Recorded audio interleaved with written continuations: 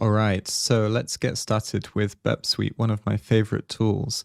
Now, you'll notice throughout the course that I'll be using the Professional Edition, but don't worry, if you're only on the Community Edition and things like Intruder, etc. are throttled, or you don't have the engagement tools for creating payloads, I'll also be showing you how to use open source tools to achieve the same thing. So you don't need the Professional Edition, but I wanted to include it in the course because a lot of you who take the course might go on to becoming a security engineer or penetration tester, and you'll need to be able to use it when you're in those roles. And some of you may already be working penetration testers, for example, and may already be on the Professional Edition. So we're going to use both in the course. So don't worry if you have it. Use it, great. If you don't have it, don't worry about it. I'll show you other ways to solve things later on. All right, so first up, we have the dashboard, and immediately what I'm going to do is I'm going to come over to the target, and we're going to take a look at the scope, because when I browse the internet, we get a lot of extra traffic. So if I go to Google, for example, I've got Google open, and we've got this Vuln Web open as well, which I'm just going to use for capturing traffic and showing you BURP Suite. Let me switch on BURP Suite quickly. You'll see that, let's say we load this page, but we're also looking at, I don't know, cat pictures with a missing C. So I put app pictures. You'll notice that our proxy suddenly is flooded with traffic from a lot of places. So the easiest way to set up the scoping is to right click on something that you've browsed to and simply click Add to Scope. And when we come over to the target scope, you can see that we have this enabled. Now, if you added something that was like, if you added something that was like accounts, email or something like this then isn't going to find everything underneath that. So try and make sure that you just have the effective top level domain, and then you should be good to go. And this means that when I clear this and I come to Google, because I'm using the browser for multiple things, we don't get any Google traffic. But when I refresh my vulnweb.com page, we do get the vulnweb stuff. Now, something that I would also recommend is coming in here and enable CSS images and other binary. I like to see everything in my HTTP history. This is a personal preference, but you can choose whether you want to see that or not. So that's scope out of the way. And next thing I want to do is, I'm just going to move myself out of the way for a second, is look at the requests themselves. So we come down to here. I'm just going to close the inspector. You can see that this is the request that we sent to the web service. So we went to testphp.vulnweb.com/search and the test query. And this was the response we got. And you'll notice that we can't edit here. We can't change this, unfortunately. But if we press Control R, you'll see that repeater flashes up. Or if we right click and send to repeater, it sends this request to the repeater. And the repeater is exactly as it says. So what we can do is we can change the query,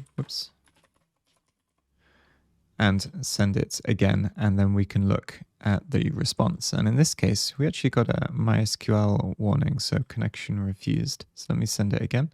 This is not the most stable target in the world, probably because it's a purposefully vulnerable website, and maybe lots of other people are using it at the same time. But repeater is kind of like the bread and butter of BURP Suite. We're going to be spending a lot of time in here testing payloads, looking at API endpoints, manipulating them, thinking about the responses that come back, how they change. And just some tips, whenever you send a request like this, what you want to look out for is the status code, so just keep that in mind, and the content length as well. So if I send a payload, I might want to compare, has the page actually changed? Have I induced something? And if the content length is vastly different, so let's say it throws a completely different page with an error message, I might be onto something. And this kind of gives me an indication without having to go down and read through all of the HTML that's on the page. You can also render as well if you prefer. I don't use this that often, just from time to time, but useful to know that it's there. So the collaborator and sequencer are kind of like a little bit more specialist. And what we're going to do is I'm going to leave these out for our demo for now, but we will cover these, in particular the sequencer, because we'll be doing token analysis later on in one of the labs. So just know that they exist, collaborator and sequencer, and we'll get to them later in the course.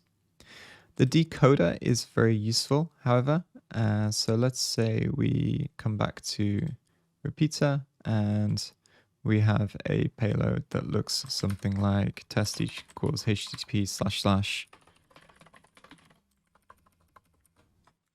Google, and it's encoded. In fact, we want to... So we've URL encoded all of the characters, and this is what you get. So if I just copy this and I go to the decoder, I can paste this in, and we can do decode as URL, and then again we can decode as URL.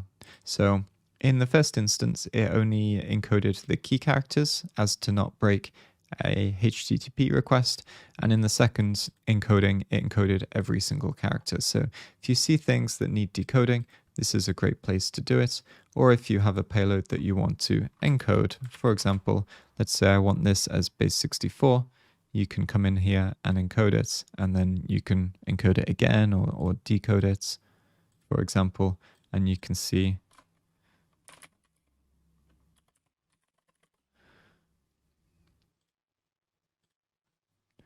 the plain text and the encoded text. So pretty handy to have this as part of BURP Suite. Of course, there are a lot of websites or terminal commands you can use to encode and decode. Occasionally, you'll see me piping stuff to base 64 in the terminal, just a slightly different workflow, but you can decide what works for you. Comparer is quite handy. We use this from time to time. So if you have two requests, let me come back to proxy, and we right click and send to comparer. You can either send the request or the response to comparer. I'm just going to send the request, and I'm also going to send this one to comparer as well. You can see we have both selected, and you can compare the words or the bytes. I'm just going to go with words for now, and then we can see differences in our requests. Now, if you're attacking something and you think that the response is ever so slightly different, so you see the content length is like 5001 instead of 5000, instead of scrolling through and trying to find out what the exact difference is, you can come to comparer and compare two responses in that case. So this is pretty handy. And the last thing we're going to look at is extensions. So you actually see that I have a couple of extensions installed already. These are just my personal ones that I use from time to time. But if we come to extensions, come into the App Store, probably at some point throughout the course, we'll be using one or two extensions just to make life a little bit easier. But if you want to search for one, so let's say Pentest map is not a bad one. This comes with a checklist and an API mapper and some other things. You can just click on it, come down to install, and you can see that it's now appeared here. So you can make use of this extension. I definitely recommend doing a little bit of research on some of the more popular extensions. They're pretty powerful, make your workflow a little bit easier, but don't get too hung up on them.